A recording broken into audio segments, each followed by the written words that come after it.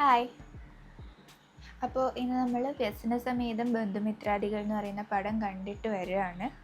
അപ്പം അതിനെ പറ്റിയിട്ടുള്ള കുറച്ച് കാര്യങ്ങൾ സംസാരിക്കാൻ കരുതി. പടം എനിക്ക് ഇഷ്ടപ്പെട്ടു, നല്ല പടം. എനിക്കും ഇഷ്ടപ്പെട്ടു. പടം കാണുന്നതിന് മുന്നേ മൈത്രേയൻ എന്ന് പറഞ്ഞ ഒരാളുടെ ഒരു പോസ്റ്റ് ഞാൻ ഇൻസ്റ്റയിൽ കണ്ടിട്ടാണ് പടം കാണണം എന്നുള്ള ഒരു ആഗ്രഹം വന്നത്. ആ പോസ്റ്റ് എന്തായിരുന്നു വെച്ചാൽ പുള്ളി പറയുന്നത് ആക്ഷേപഹാസ്യം ഇപ്പോഴത്തെ ഒരു ജനറേഷനിൽ നടക്കുന്ന കാര്യങ്ങളെ ഭയങ്കര ഹ്യൂമറോടുകൂടെ പ്രസൻറ്റ് ചെയ്തു എന്നാണ് പറയുന്നത്. അപ്പോൾ എനിക്ക് ഈ ആക്ഷേപഹാസ്യം എന്ന് പറയുന്ന ആ ഒരു ട്രെൻഡ് ഭയങ്കര അങ്ങ് ദഹിക്കാറില്ല. പക്ഷെ ഒന്ന് കണ്ടു നോക്കാന്നുള്ള ഒരു ഇതിൽ ഇന്ന് ഫ്രീ ടൈം കിട്ടിയപ്പോൾ പോയതാണ്. ഇത് ആക്ഷേപഹാസ്യം എന്ന് നമുക്ക് അങ്ങനെ ഭയങ്കരമായി പറയാൻ പറ്റില്ല. ശരിക്ക്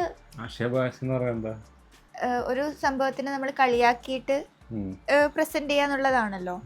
എനിക്ക് ഈ പടം കണ്ടിട്ട് എൻ്റെ നാട്ടിലൊക്കെ നടക്കുന്ന, അതായത് നമ്മുടെ ലൈഫിൽ എന്തെങ്കിലും ഒരു സംഭവം നടക്കുമ്പം അനാവശ്യമായി കയറി വരുന്ന ചില കുടുംബക്കാർ, നാട്ടുകാർ, അവരുടെ കുറേ റൂൾസൊക്കെ കൊണ്ടുവന്ന് നമ്മുടെ ആ ഒരു പരിപാടീനെ കൊളാക്കുന്ന ഒരു സംഭവം, അതാണ് എനിക്കിവിടെ കാണാൻ സാധിച്ചത്. അത് ഒരുപാട് പടത്തിൽ സ്പോയിലേഴ്സ് ആയിട്ട് മുഴുവനായി പറയാൻ പറ്റില്ല. ഒരുപാട് സീനിൽ എനിക്ക് എൻ്റെ കുറേ നാട്ടിലെ അല്ലെങ്കിൽ റിലേറ്റീവ്സിനെ ആ ക്യാരക്ടറിന് മുന്നിൽ എനിക്ക് കാണാൻ പറ്റി. അത്രയും ഡീപ്പായിട്ട് അത്രയും പെർഫെക്റ്റായിട്ട് അവർ ആ സംഭവം ചെയ്തിട്ടുണ്ട്. അവർ പിക്കൽസ് ആണെങ്കിലും അല്ല, ഇടപെട്ട് ഇങ്ങനെ ചെയ്യണം, ആ സൈഡ് ചെയ്യണം, ഇങ്ങനെ ചെയ്യണം എന്നൊക്കെ പറയുന്ന ഓരോ സംഭവങ്ങളൊക്കെ അടിപൊളിയായിരുന്നു. നല്ല ത്രൂ ഔട്ട് ലാസ്റ്റ് ക്ലൈമാക്സിലൊക്കെ ഞാൻ കരഞ്ഞു. കരയേണ്ട ഒരു പടമല്ല, പക്ഷെ ഞാൻ കരഞ്ഞു.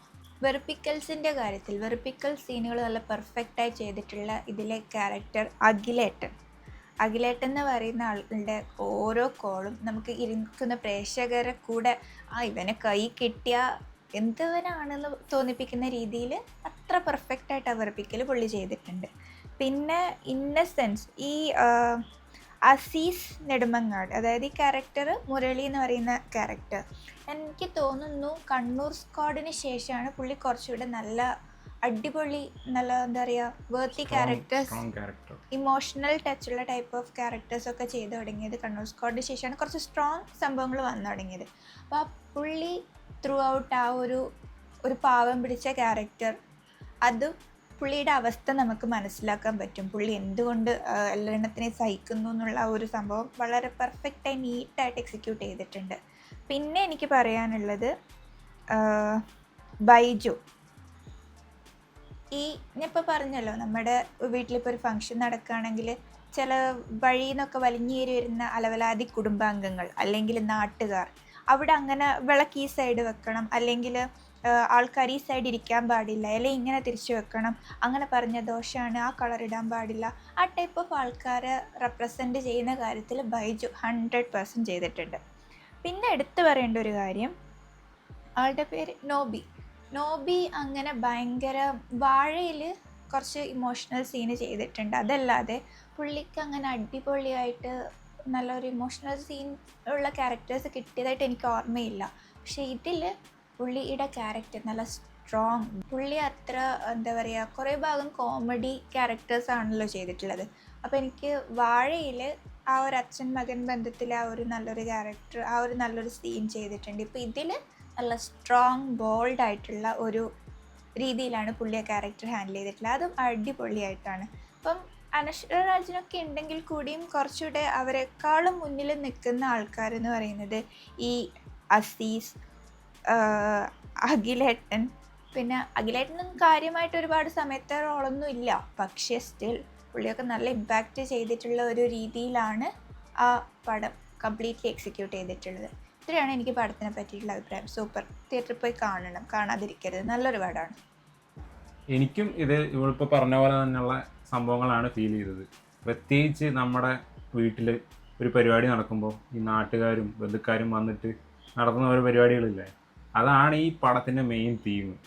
ഓരോരുത്തർ വന്നിട്ട് ഓരോ അഭിപ്രായങ്ങളായിരിക്കും, അത് ചെയ്യരുത്, ഇത് ചെയ്യരുത്, എന്നിട്ട് അത് കേട്ട് നമുക്ക് എന്താ പറയുക, നമുക്കത് ചെയ്യാൻ താല്പര്യമില്ലേലും ചെയ്യാൻ വേണ്ടി നിന്നു കൊടുക്കേണ്ട ഒരു അവസ്ഥയില്ലേ, അങ്ങനെ കടന്നു പോകുന്ന ഒരു അവസ്ഥയിൽ കൂടെയാണ് ഈ ഒരു പടം പോകുന്നത്.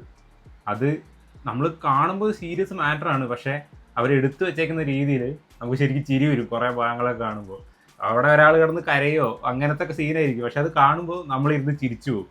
അങ്ങനെ കുറേ സീനുണ്ട് ഇതിനകത്ത്. കാരണം നമുക്ക് പെട്ടെന്ന് ഇത് കാണുമ്പോൾ എന്താ റിലേറ്റ് ചെയ്യാൻ പറ്റും. ഇതിങ്ങനെ തന്നെയാണല്ലോ നമ്മുടെ നാട്ടിൽ നടക്കുന്നതെന്ന് പറഞ്ഞുള്ള ആ ഒരു സംഭവം ഭയങ്കരമായിട്ട് ഇതിനകത്ത് ഉണ്ട്. പിന്നെ ഇതിനു മുമ്പ് പണ്ട് നമ്മുടെ മലയാളത്തിൽ, പണ്ടല്ല കുറച്ചു കാലം മുമ്പ്, തിങ്കളാഴ്ച നിശ്ചയം എന്ന് പറഞ്ഞൊരു പടം വന്നിട്ടുണ്ടായിരുന്നു. ഏകദേശം ആ ഒരു എന്താ പറയുക, ഒരു കല്യാണം നടക്കുന്നു, എന്നിട്ട് അത് റിലേറ്റഡ് ഒരു ഇവൻറ്റ്, അതായത് അന്ന് മാത്രം നടക്കുന്നൊരു സംഭവം, ജസ്റ്റ് ഒരു ദിവസമോ 2 ദിവസം കൊണ്ട് പരിപാടി കഴിയും. അതായത് കുറേ നാളൊന്നും ഇല്ലത്, ഒരു 2 ദിവസത്തെ പരിപാടി, അതിൽ നടക്കുന്ന പ്രശ്നങ്ങൾ, അത് നല്ല ഡീറ്റെയിൽ ആയിട്ട് ഇപ്പോൾ അടുത്ത വീട്ടിലെ ചേച്ചി വന്നിട്ട് വർത്താനം പറയുന്ന വരെ നമുക്ക് റിലേറ്റ് ചെയ്യാൻ പറ്റും. അതേപോലെയാണ് ഇതിനകത്ത് കാണിച്ചേക്കുന്നത്. അതിൽ ഓരോ ബന്ധുക്കളൊക്കെ ഉണ്ട് വന്നിട്ട് കരയുന്ന സീനൊക്കെ ഇല്ലേ, അതൊക്കെ കാണുമ്പോൾ ശരിക്കും പറഞ്ഞാൽ നമ്മൾ ഈ പടം കണ്ടു കഴിയുമ്പോൾ നമുക്ക് അതിലെ ഓരോ ക്യാരക്ടർ ഇങ്ങനെ പിടിച്ചിട്ട് ഇങ്ങനെ അടിക്കാനൊക്കെ തോന്നും. അങ്ങനെ അത് അത്ര നന്നായിട്ട് അവർ ചെയ്തു വെച്ചിട്ടുണ്ട്. അതുകൊണ്ടാണ് നമുക്ക് അങ്ങനെ തോന്നുന്നത്. നല്ല അടിപൊളിയായിട്ട് ചെയ്തിട്ടുണ്ട് എല്ലാവരും ഇതിനകത്തുള്ള. ഇപ്പോൾ ഇവള് പറഞ്ഞ പോലെ എല്ലാ ക്യാരക്ടേഴ്സും എനിക്കും അങ്ങനെ തോന്നിയായിരുന്നു.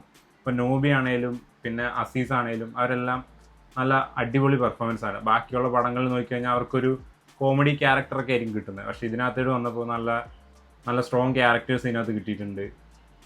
ഇപ്പോൾ ഈ മലയാള സിനിമകൾ എടുത്തു കഴിഞ്ഞാൽ നമുക്ക് കാണാം, അതിനകത്ത് സൂപ്പർ സ്റ്റാറുകളുള്ള പടങ്ങളൊക്കെ അത്യാവശ്യം നല്ല ആൾക്കാർ കയറുന്നുണ്ട്. പക്ഷേ ചെറിയ സ്റ്റാർസിനെ വെച്ചെടുത്ത് നല്ല പടമാണേലും അധികം ആൾക്കാർ പോണില്ല. പക്ഷെ നമ്മളത് മാറ്റിയെടുക്കണം. അത്യാവശ്യം നല്ല പടമാണെങ്കിൽ എന്തായാലും നമ്മളതിനെ വിജയിപ്പിക്കണം. അങ്ങനെ വിജയിപ്പിച്ച് കഴിഞ്ഞാൽ അതേപോലത്തെ ഒരുപാട് പടങ്ങൾ വീണ്ടും മലയാളത്തിൽ വരും, ഒരുപാട് നല്ല പടങ്ങൾ വരും. ഇപ്പം ഈ പടം തന്നെ നോക്കിക്കഴിഞ്ഞാൽ ഇത് വാഴേൻ്റെ ഡയറക്ടറാണ് ഇതിനകത്ത് ചെയ്തേക്കുന്നത്, അതിൻ്റെ പ്രൊഡ്യൂസർ തന്നെ, അവരൊക്കെ തന്നെ ആയിരിക്കും ചെയ്തേക്കുന്നത്. ഈ പടം ഞാൻ ഒരു റിവ്യൂ കേട്ടു എന്ന് പറഞ്ഞല്ലോ, അപ്പോൾ തിയേറ്ററിൽ പോയി കണ്ട എക്സ്പീരിയൻസ് പറയുകയാണ്, ഇത് നല്ലൊരു പടമാണ്. പക്ഷെ ഒരുപാട് നെഗറ്റീവ് കമൻസ് കേട്ടിട്ടുണ്ടായിരുന്നു, പടം കൊള്ളില്ല. അതെനിക്ക് തോന്നുന്നുണ്ടല്ലോ, ഇതിനകത്ത് കുറേ പേരെ ആക്കിയിട്ടല്ലേ ഇത് ചെയ്യുന്നത്. അതായത് നാട്ടുകാരെയൊക്കെ കുറ്റപ്പെടുത്തുന്നതും വീട്ടുകാരെ, അങ്ങനത്തെ ആൾക്കാർ ഇത് കാണുമ്പോൾ അവർക്ക് ഇഷ്ടപ്പെടാൻ ചാൻസ് ഇല്ല ചിലപ്പോൾ. ആ ഒരു സ്വഭാവമുള്ള ആൾക്കാർ അങ്ങനെ തോന്നുന്നുണ്ടോ? ആയിരിക്കാം. പക്ഷേ ഞാൻ പറയുന്നത് വെച്ച് കഴിഞ്ഞാൽ നല്ലൊരു പടമാണ്. നമുക്കൊരു പേഴ്സണൽ ഒപ്പീനിയൻ ഉണ്ടാവും. നമ്മൾ പോയി കണ്ടിട്ട് നമുക്ക് ഇഷ്ടപ്പെട്ടില്ല, കൊള്ളില്ല എന്ന് നമുക്ക് പറയാം. പക്ഷെ വേറൊരാൾ പറയുന്നത് കേട്ടിട്ട് ആ പടം കാണാതിരിക്കുക എന്ന് പറയുന്നത് അതൊരു നഷ്ടബോധമാണ്. So go and watch. ഒരു പടം കണ്ടിട്ട് അത് ഇഷ്ടപ്പെടുകയോ ഇല്ലയോ എന്ന് വേറെ ഒരാളെ വെച്ച് ഒരിക്കലും ചെയ്യരുത്. അത് നിങ്ങളുടെ സ്വന്തം അഭിപ്രായമാണ്. എനിക്ക് തന്നെ ഈ കുറേ റിവ്യൂ കണ്ടിട്ട് കൊള്ളില്ല എന്ന് പറഞ്ഞ പടങ്ങൾ പലതും എനിക്ക് ഇഷ്ടപ്പെട്ടിട്ടുണ്ട്. അതേപോലെ നല്ലതാന്ന് പറഞ്ഞ പടങ്ങൾ എനിക്ക് തീരെ ഇഷ്ടപ്പെടാണ്ട് വന്നിട്ടുണ്ട്. ഈ ഫുഡും സിനിമയൊക്കെ നമ്മൾ ഓൾറെഡി പറഞ്ഞ പോലെ ഓരോരുത്തരുടെ ഇഷ്ടങ്ങളാണ്. You should thank me. എനിക്ക് പോകാൻ താല്പര്യം ഉണ്ടായിരുന്നല്ലോ, ഞാൻ ഫോഴ്സ് ചെയ്തിട്ടല്ല. ഇല്ല, ഞാൻ അങ്ങനെ കുറച്ച് റിവ്യൂസ് കണ്ടിട്ട് ഞാനൊന്ന് മടിച്ചിരുന്നു. എന്തായാലും അതൊരു വേർത്ത് വാച്ചിങ് ആയിരുന്നു. ഓക്കെ, ബൈ എന്നാലേ.